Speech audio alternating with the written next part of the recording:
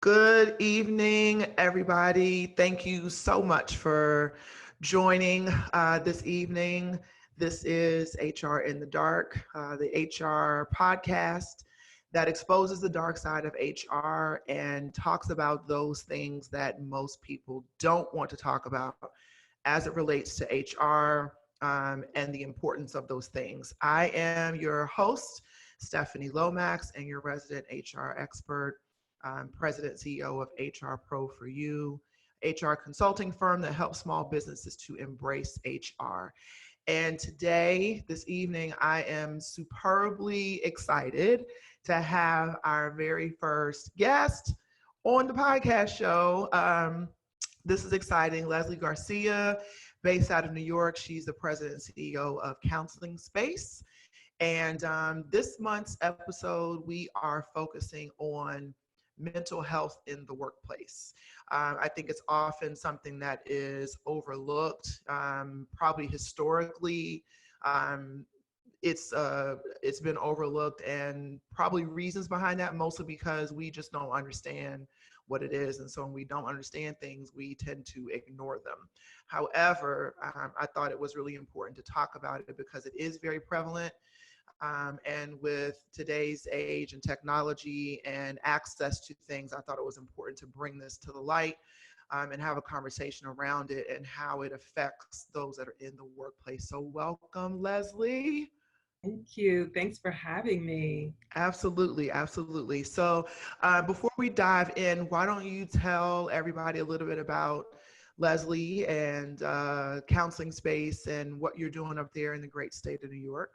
Yes, yes.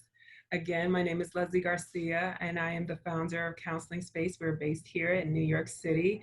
And Counseling Space provides mental health services for business owners and businesses. And mental health services includes consulting and therapy.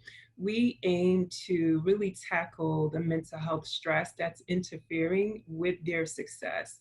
We want to be in spaces and create spaces where we humanize the topic of mental health and eliminate the stigma. And so we are a licensed clinical staff that specializes in burnout, chronic stress, anxiety, and corporate wellness as well. There we go. All right. So yeah, and that's we talk wellness has become another buzzword, and it's really popular in human resources too. And I think a lot of times we think about wellness, we're talking about most people I think of nutritional wellness, which is a big component of wellness as well as wellness as well. But I think that we again kind of overlook mental health wellness. And again, like you're saying, also because it does have a stigma to it. And so we need to kind of demystify that stigma. So yeah, I'm excited to talk about this. So I guess first question is, how is mental health defined in terms of medical terms? Like, what does that look like? What does it sound like? Sure. One thing to keep in mind is that we all have mental health. So oftentimes people hear mental health and they immediately think it's a mental health condition, two separate things. We all have mental health just like we have physical health. And mental health is really how we handle stress, how we think, our psychological, our emotional, our social well-being as well, how we relate to others. And so all of those factors define mental health. So we all have that, but how do we handle stress? How do we act in social settings? How do we relate in our community? How do we think about ourselves and about others? So there are so many components to mental health, but it doesn't mean mental health condition. So it's two separate things. I tell people we all have mental health, just like we all have physical health as well. The difference is that not all of us have mental health conditions. Got it. Right. Just like not all of us have physical health Physical conditions. exactly. Exactly. Okay. All right. And then, so when you're talking about now mental health, that everybody has mental health, not everybody has mental health condition. Mhm. So now when you talk about being in the workplace, Mhm. how does that translate if we all, we all have different personalities, we all have different expectations, needs, etc. So then how does mental health affect employees in the workplace?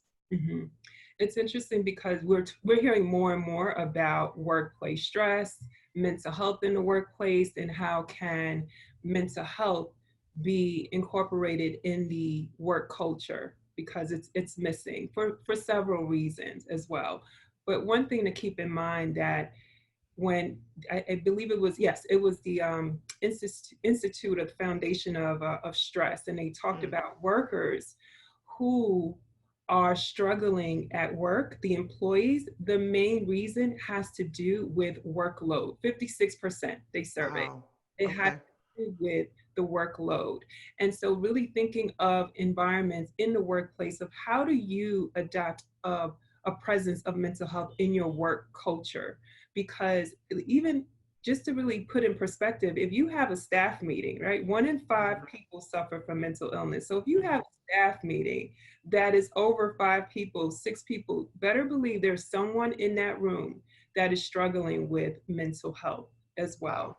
And so Wow. it is with mental health conditions, it is going to affect the work performance. And Mhm. so many people, there's studies after studies that they say, when I'm struggling with my mental health, it's affecting my work. It's Yeah. affecting how I relate to my supervisors or my coworkers as well. And oftentimes, if you don't adopt a place or a work environment where you educate your workers or educate yourself as a supervisor, as the leader of mental health, it is actually misleading. Looking at the person, maybe they're lazy or they're not capable, Mm. and not understanding what's going on. So like I said, you put it in perspective, and you're conducting these meetings, and you have a group of people. There is someone who is struggling with Yeah. mental health as well. um, Wow.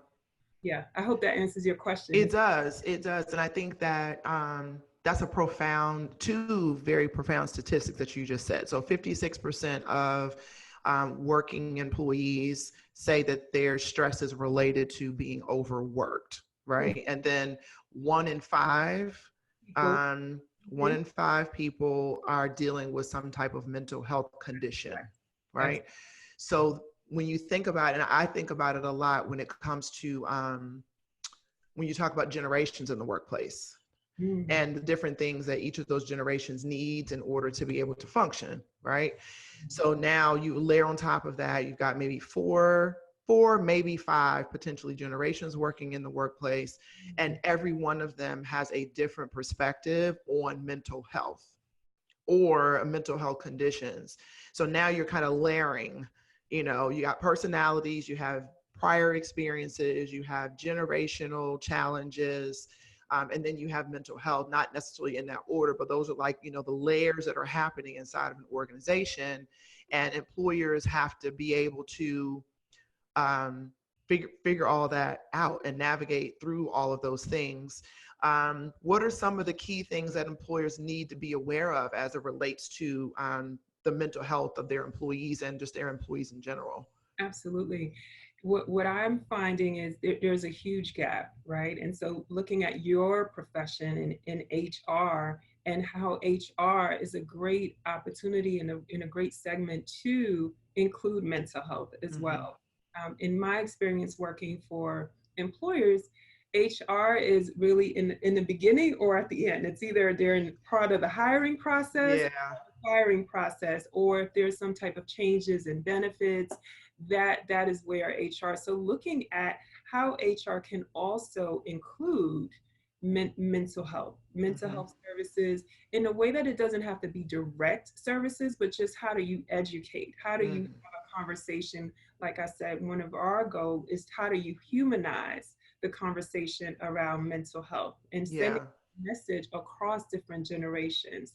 And unfortunately, well, I wouldn't say unfortunately, I know that leaders are now facing pressure of having this discussion, right? Sure. CEOs, having presidents of companies having this conversation of mental health, and they're trying to run a business, and it Mm-hmm. is a lot of pressure. It's a lot of pressure. Now we're hearing teachers. We're hearing teachers now being trained, and so now it's hard enough to have their own jobs and be on time with curriculums and hands-on Mm-hmm. classroom, but now you want me to be trained in mental health. So why not bring in professionals to do that? Bring Yeah. in professionals to do, whether it be um, having a seminar, or whether it be having someone to check in with their staff when there is a major transition going on in the company. So Mm-hmm. looking at a mental health professional as a very valuable tool in the work environment. And I often believe that HR is a great way to do it because they can complement their services. And so Yeah. having that message across these different generations, because they all have different thoughts of mental health, but just be consistent in the message and educating these Mhm. groups or different types of backgrounds, or whether it be culture in work environment Right. or in employees, but and also going back to cultural sensitivity, which I believe we stand out. I'm very aware of that. We have clients from all types of ethnic backgrounds, and there's a Mm-hmm. different way you approach it as well. Right. It's very important of how you convey the message of mental health, because as soon as people hear these two words, the stigma comes, right? It comes. Yep. And people will, most of the time, people might be closed minded about it. But if you just, it's not, for me, not about just having a staff retreat for 1 year. Every year we have a staff retreat. That's not going to cut it. It has to be an ongoing dialogue in Yeah. environments. Yeah, and I think it's really important too, you're touching kind of on like culture and values, Mhm. right? So it's not just checking a box every year that, I did the training or we completed this workshop, but it really is weaving it into the culture of the organization so that people are educated and understand exactly what it is, and then they do become more sensitive to it, just like we've done, diversity and inclusion, yet another buzzword in the HR world these days. It's kind of taken a life of its own, which is it needed to, right? I mean, because at first it wasn't being addressed like at all, and now it's a buzzword and it has taken on its own entity, where they've got now, certifications in it. They have people that are specifically trained for it, and it's across all industries. It's nonprofits, it's for profits, it's government agencies, private industry, et cetera. So I think it's really important that the point you were making about how it has to be, you know, multifaceted, and it has to be done as part of an ongoing process, not just something that happens, once a year to say that it's been done. So I wanted to ask another question. We were talking about in the very beginning that the counseling space helps employees and employers with their mental health. So, can you share a little bit more about what your firm does or what your practice does in terms of business owners and their mental health? I think that's really important. Sure. And we stay, I'm recognizing more and more that we stand out because we really are so focused on entrepreneurial mental health. Mm-hmm. And that pretty much came about because I've been working in the mental health field for close to 20 years. And when I opened counseling space, it was an opportunity for me to say, I want to open my own practice and not be caught up in bureaucracy, because bureaucracy oftentimes, whether it be a health insurance, or whether it be certain contracts or grants, it does sometimes interfere how you work with people. Mm-hmm. Mm-hmm. As I started growing my practice, I noticed that being an entrepreneur in school, in grad school, in mental health or in social work, we're not taught to be business owners. We are taught to serve, and that's it. You don't really get paid for it. So I noticed that there is a level of isolation when you become a business owner, right? Okay. And you Mm-hmm. start to also think about a lot of the flaws in business, and there is that self-blame or lack of self-direction. And then I Mm-hmm. said, okay, well, how do I overcome this? I am a clinical social worker, and my role oftentimes is to solve problems. So I need to Right. solve this problem because it can be very discouraging. And what I started to do is just really do research on entrepreneurial mental health and stress, and how are they dealing with it, or what type of resources? And there really weren't any. Mm-hmm. Really Mm-hmm. any. And I started just really asking people about it, and they pretty much said, no, it is isolating. And also, more research shows that being a business owner is a risk factor in itself, Right. mental health. And there are close to 50% of business owners who suffer from a mental health condition. One Wow. being the most popular is depression. And no one's Wow. talking about that. Mm-hmm. And so what's going on is that when you look at an average business owner, they are really not comfortable to be in a position to show vulnerability because Mm-hmm. they're leaders and they are the ones who come for a solution. So having that sense of vulnerability may convey weakness. And Mm-hmm. so I said, okay, well, that's how I'm going to solve this problem. I'm going to provide therapy and provide that wellness piece into this target group, right? And have this Yeah. type of target group and focus with their mental health and give them Mm-hmm. the tools and create that space that's very confidential, that's very safe, that they're not sharing with others. And that's how it came Yeah. about. Yeah. So thinking of entrepreneurship.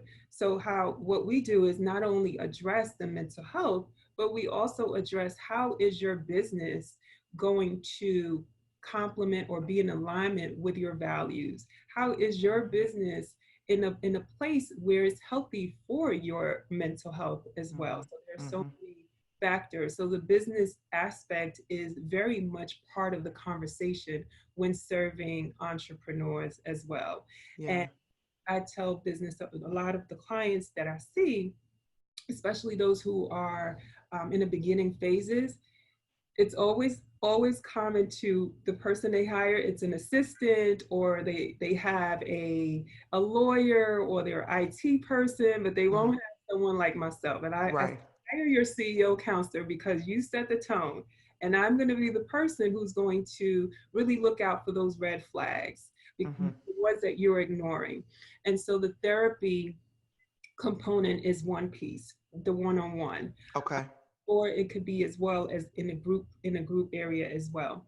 And then as far as for the businesses, like I mentioned before, coming to these organizations and educating companies about mental health and how can that be included in the work environment, or even having a direct resource for companies, particularly small business owners that may not Mm-hmm. have a very large budget to outsource to major companies. So maybe Right. having a direct resource such as counseling space for a small, maybe you have 10 or 15 employees and we're the ones that can provide that support for you as well, whether it be coming in person and providing training, or having the one-on-one interaction with them, that's very confidential, that has nothing to do with the employee, where we can just serve them and provide the assessment and provide the therapy, or provide other resources that can help them to really feel safe and also to sustain a healthy mental well-being. Yeah,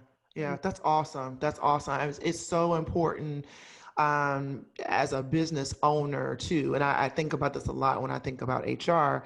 So, you know, they have all these workshops and seminars and all these big, huge, small business expos and things that take place across the country. And a lot of it doesn't touch on some of the stuff that you're talking about.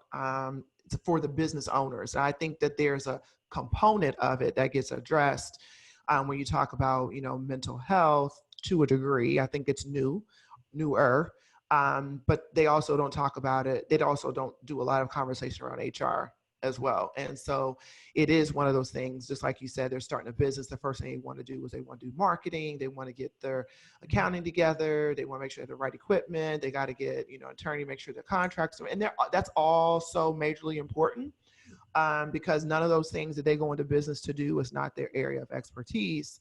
But we've got to have other components in place too. And I think a lot of times, business owners and businesses in general just think about it as a component of benefits that's listed kind of on summary of benefits that they get when their employees enroll, right? They don't think about it from a more integrative or collaborative perspective. So I think that's really key that you hit on that in terms of how it needs to really be incorporated, and the owners themselves need to make sure that they have someone that they can be in alignment with to make sure that they're, you know, leading the best way they possibly can, with the best mental health that they can. So that's awesome. That's awesome. Let's talk a little bit about corporate benefits as a segue. There we go. If there are any, what are some of the ones that help to support mental health for employees in the workplace? Sure. One that's common, and people don't even know that it exists, the employees don't even know that it exists, is the employee assistance program. Some companies may have different terms for it, but again, it's really connected to human resources department, the employee assistance program, often known as EAP. Mm-hmm. And EAP is, like I said, often connected with HR. And if you go into the manual, you'll see EAP, and they have a mental health component where what I'm starting to notice is very short term. So if there's any type of need for mental health services, EAP is there to provide short term. Oftentimes it might be 1 to 5 sessions. Right. And if needed, if more sessions are needed, they will refer out. They will make an assessment and determine the best referral. And many people don't even know. A lot of employees don't even know that this exists, employee assistance program, and it's very separate. Your supervisors, your coworkers, they don't have to know about it. They shouldn't know about it. And it's, like I said, it's very separate. Some of the EAPs are on site. It's part of the employer's department, and some employers will outsource. However, I'm not sure if you find this as well, Stephanie. Unfortunately, small businesses don't have an EAP. So they have a small size or medium size group of employees, and they would like to have some type of employee assistance program or something similar to that, and they just don't know. Or they don't even know about it. And that's where we come in. We'd love to. That's where we're really starting to working with the small employers who need that type of services. Yeah. And so those who don't have it, so if you're working for a company who does not have it, then you can look into your health insurance as well. Health insurance has a mental health benefit, and they should, because now what they're starting to do, and even there are times I find that there's some discrepancy, but overall, a health insurance company should address and should treat mental health the same way that physical health is being treated. Absolutely. Absolutely. And access your health insurance often is called either behavioral health or mental health, or even online. Just when you look for specialties, you can look for providers that accept your health insurance as well. And that is another resource to access mental health when it comes to the corporate benefit. Yeah. Those are two major ones and the two common ones. Yeah, and I have seen in prior life with the years of supporting corporate HR, they did start, it was not in the beginning, it wasn't something that we kind of knew about or that was prevalent. And then one by one, the insurance carriers started to add this benefit of an employee assistance program. And that employee assistance program, like you mentioned, provided 3 sessions, and then they would refer you if you needed something more than that. They would go through, and a lot of them that I was dealing with were tied to the carrier. So they would then refer you to someone in the carrier's network that you could speak with to kind of, continue the services there. But I think it's kind of gotten lost a little. And so I think it's really important as you bring that back up as one of the corporate benefits. That's really important, something that needs to be addressed and spoken to more often, particularly, when onboarding new employees. But then also, just kind of a reminder, not just during open enrollment for benefits, but throughout the course of the year, that this service is available for them, that they can utilize. And then certainly utilizing counseling space and services like counseling space where they can go direct that's not tied to the insurance benefits, but they can have, help directly with someone like you and your firm to kind of get them through whatever challenges they may be having. Really. Absolutely. Absolutely. Yeah. Um, so speaking of which, I've made these tremendous segues. I normally am not this. This doesn't normally happen. This, Of course not. but in terms of, in addition, so you have the corporate benefits that we talked about, but where can employees seek help if they really feel like they need something more in depth that they're not getting either through their employer or if their employer doesn't offer it? Sure. So basically what you're saying, if they need therapy, where can they go outside? Sure. So in Yep. addition to the insurance and the employee benefits, there is a directory called Psychology Today, which Mhm. we get a lot of referrals. And Psychology Today is a nationwide directory of mental health providers. And Okay. it gives you the option of which states, it gives you the option of the type of area that you want to focus on as Mhm. well. It also gives you the option of language or the coverage in health insurance coverage. And Okay. we're listed there, and it'll give a a profile description, where they're located, how they work, and so forth. So Psychology Today is very, very common.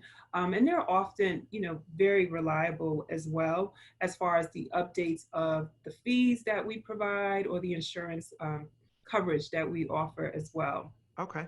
So if it's not that, maybe the doctors, we're noticing that more and more doctors are now putting mental health screening part of their visit.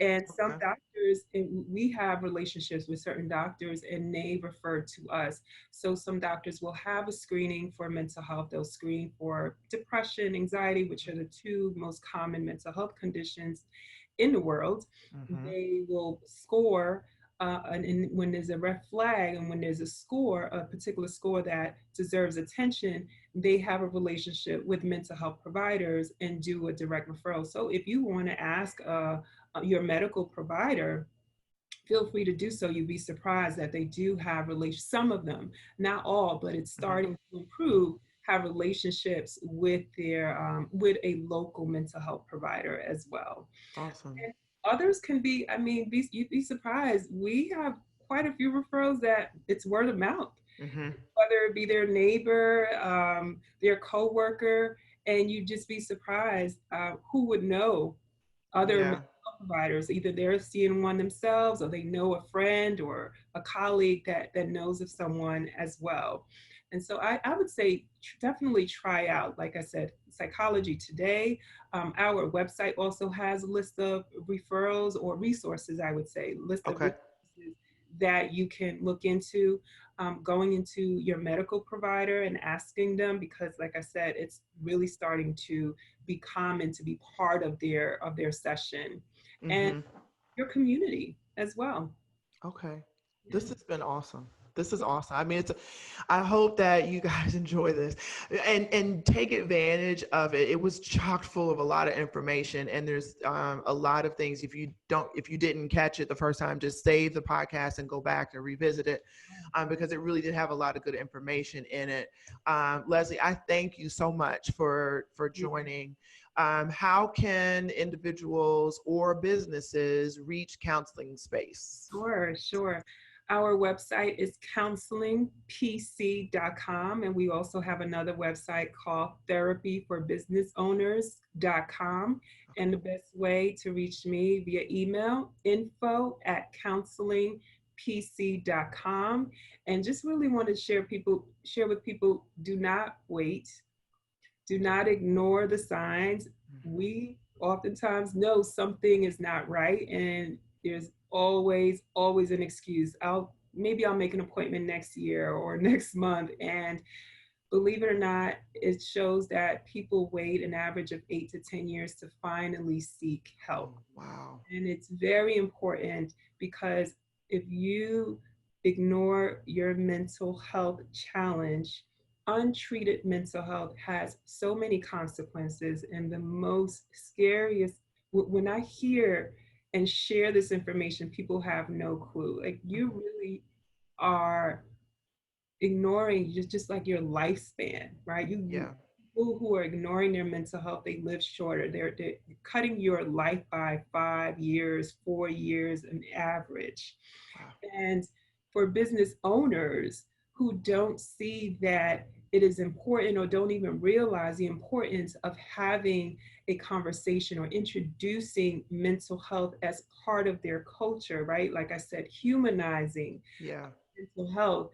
There is over $200 billion that companies are losing in productivity, revenue, because of mental illness. And so business really, right? You're in business, you want to make money. And if they don't see the value of mental health, that is another risk factor for your business. You will lose money if you're not understanding the importance of it. Mm-hmm. Are you're ignoring your employees' mental health. That is productivity, right? Poor performance, Yeah. work-related stress. So I really wanted to emphasize those 2 points, Yeah. before we wrap up. But again, my email address is info@counselingpc.com.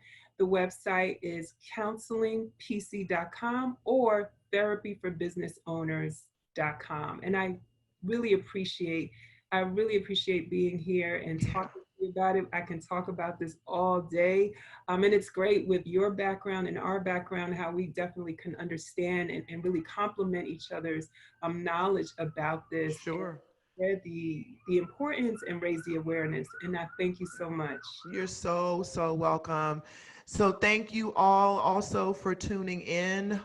If you have not already subscribed to the podcast, you can do so by going to www.hrpro, the number 4, YLU.com, and you can subscribe there /podcast. I forgot that part. You can subscribe there. You can also catch prior episodes. We are closing down on the end of season 2, believe it or not. I still cannot believe that it's been almost 2 years. Yes, we're going into the last quarter of the year also. So for business owners that are, strategic planning, you got 90 days left in 2019 to make it happen. So get yourself in alignment for that as well.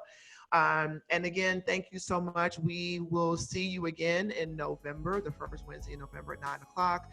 You can follow us on social media, HR Pro, the number 4, YOU, on YouTube, LinkedIn, Twitter, and of course, you can visit our website as well. Thank you again, Leslie, for spending some time with us this evening and talking about this great, important topic that needs to be covered.